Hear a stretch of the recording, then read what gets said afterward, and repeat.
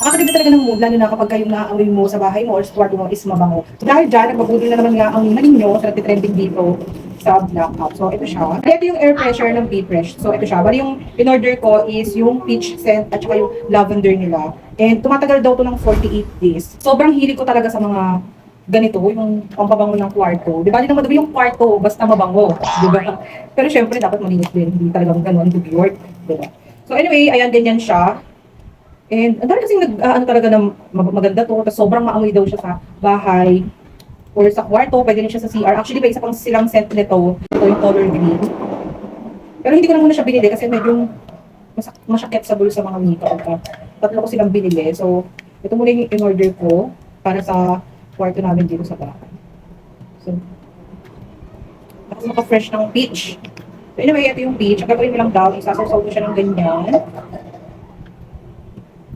Ayan. Then, isasara mo na siya. So, ganun lang siya kadali. Let's see kung sobrang aamoy talaga ito sa bahay. Hindi ko kasi talaga dito. Gusto ko talaga kasi yung kwarto, yung mga kwarto o yung bahay namin mabango. So, ayan siya. Diba? Kahit hindi kagandahan yung bahay mo, ang importante mabango. Yun na yun. So, ito yung peach. Actually, ang bango ng peach ha. And try naman natin yung lavender. Mabango rin ba? Bakit nang matitipid mo dito kung tatagal siya ng 48 days? Sulit na rin yung babayad mo.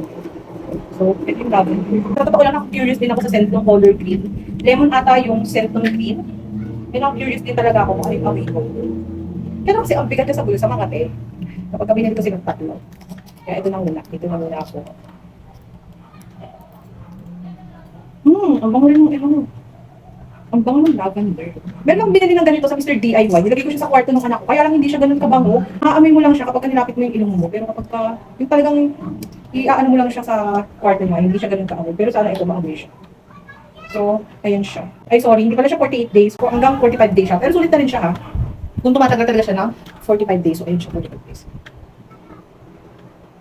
Parehas silang maamoy. So, itong lavender scent, ilalagay ko sa kwarto ng anak ko. Kasi mas gusto ko yung sweet-sweet na scent.